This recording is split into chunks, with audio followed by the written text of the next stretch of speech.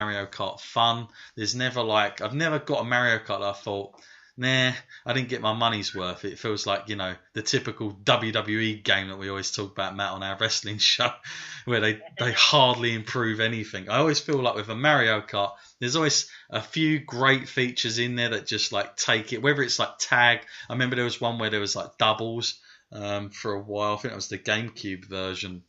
I remember really liking that, but there's always something new that they put in there that's always worth looking at. So yeah, those. Now I've been playing Doom recently. Now you've got to be into Doom, I think, to appreciate and enjoy it. But as a shooter game, I think it's like perfect for the Switch. Very very easy to on the eye. It's one of those ones you can just pick up and just play and get into. Definitely recommend. Now some of the games, I don't want to sound too positive here, so I feel like I can't be too biased here, Matt, as you'll just be thinking, God, I've got so many things to get. But there are games that of course have come off of the consoles we know, like PlayStation and Xbox, and they have not been totally great. I.e., I'm going to start with a WWE game. Looks bloody awful. I know you saw a clip of that yourself, Matt. Those games are dreadful. Don't go anywhere near that would be my recommendation, unless you just want to do it because you can play it like in a park or something. But other than that, do not get it. If you've got another console and you're able to get it on there, get it on there for God's sake. Now the same can be said for FIFA, because again, FIFA. This is the problem. FIFA basically have given Nintendo the usual flavor. They've given them like, not the modern version. They've given them like another version, and it's like, I'd say it's like last year's type, Matt. Like when I'm playing it, it's like last year's FIFA basically. So there are things like the cutscenes that are not in it. I don't think they have the what's the storyline called? The Hunter story. That's not in it, which is kind of really disappointing. So there are things that they haven't put in it, but I'll say this much: as far as being able to go out and about with it, it's worth it for that. Like if you want to just go and play play multiplayer with just somebody, or the idea of taking it on a bus or something like that, and you want to be playing a football game, perfect. I wouldn't pay full price for it, but I know that currently on the eShop, in fact, they have a discount. I think you can get it for just under 25 quid. So, for that kind of price, if you want a football game, that's obviously you go to. If you've only got a Nintendo, you're probably going to be thinking, if you haven't played FIFA already, you'll probably be fine with it because you won't know the improvements so much. But if you're like me that's played the improvements, I'm like, oh my God, it just takes a little bit of getting used to. But I have to say, it's not something I've been like put off. I've played some career on it, no problems at all. It's just the idea of having it around with you. Now, the real best sports game on this, and I'm not a fan of, I can't say I'm a huge fan of the basketball, but NBA 2K, they have done a tremendous job with it because they have tailor-made it for the Switch. And when you're out and about with this thing, it looks absolutely incredible. Graphically, unbelievable that this is on your screen. And, it is very, very well done. So if you're into NBA, totally recommend the Switch version because they have adopted to those things very, very nicely. In all that sort of stuff, so that's been pretty cool. On top of that, they have re-released a very old game, LA Noir. Matt, did you ever play that when it first came out? Yeah, I did, and I really enjoyed it. And I always hoped for a sequel. I was always disappointed. But then, what did we get? We got a remastered version. Yeah. It's strange that they've put that on here. Like Rockstar, decided to go that route, but. They've remastered it. I'll say this much: it's probably some of the best voice acting in any game. It's really well done. Like I forgot how good all that was. So if you like that kind of pacing of a game, it's not a fast, type of thing. It's a bit more of a thinking type game. If you like that, it's definitely worth purchasing for the Switch version for sure.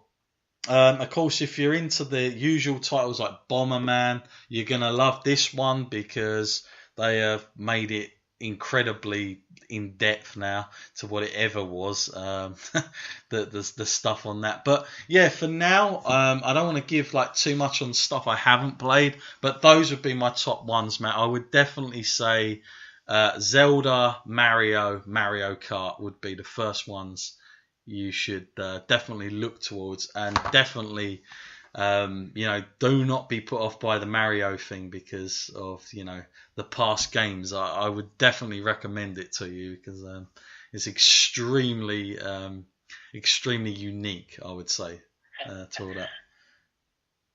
Yeah, no, definitely going to take some of your advice on some of that, and going to get on there and see what deals I can get and find the right games there. And I'm quite excited for the lineup of games coming out as well. I mean, it looks like there's a decent lineup coming out in the new year now as well. Yeah, just to give everybody now, of course, Yoshi. If you're into Yoshi, he's got very popular demand. There was Woolly Yoshi on the Wii U. Now they've gone to cardboard. It's all about cardboard in this new one, and I've got to say, I was watching somebody play it. Now, it's not my type of game because it looks. Do you ever see the game, Matt? What is it called? Little Big Planet. Yeah. It looks very similar to that, but they've been very clever about it. You play one way, and then you play back through the other side of the cardboard. So you're like all the bits you missed or tried to get, you have to set up. So you're always playing back to back all the time, and it's very cleverly done if you're into that type of thing. Yoshi games always sell well, so he's obviously a popular character. They also are going to be doing a Donkey Kong game. I know that's going to be coming out towards the end or in the summer of where we are now, actually 2018. So next year, we're already here. That's going to have a huge release, but the one that everybody's been talking about, and this is kind of how we got to this point, is the new Pokemon game, and people are extremely excited for this because it's going to be the first time where you can walk around in kind of like an open world as kind of a Pokemon player, and you can collect as you're going around. But I know what they're going to do here, Matt, is they're going to use the Switch how it is on the go, and they're going to incorporate again. They're going to use Google Maps, and they're going to do stuff around that. So I don't know where they're going with it, but apparently it's going to be very, very unique again, and they're expecting a huge amount to be sold because of the waiting and high demand for it. So that could be very interesting if they incorporate the idea of it being portable as it is. Now they have the option without going onto a phone of having it on their own system, where this could become quite a big thing to be able to do that. So I don't know how it's going to work, but apparently the graphics and stuff like that look really, really good to what they want, and where they're going to be able to merge it in with the real world. So that'll be interesting, but that's very much under lock and key. Like they're not letting too many people in to know about that. The other stuff that's going to be coming our way, there are going to be more games coming from Capcom. I know that there is talk of a Resident Evil game as well. So yeah, all those stuff are going to be coming on. I think like as the year gets more and more, there are more and more games coming our way. So yeah, you won't be disappointed with them.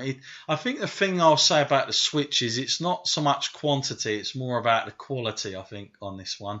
And I think they've just been, whether it's down to people wanting to work with them or not, I think that it's more of a thing about where the game developers are having to sort of, instead of just putting out an Xbox PS4 version, they're having to kind of rethink and think, hang on a minute, they've got these Joy-Cons, it's portable, what can we do different to make this game like kind of stand out for a Switch? And I think that's kind of why or where Nintendo want the manufacturers to go. I know that they're only signing up with people that want that to happen, so that'll be interesting to see where that goes in the future.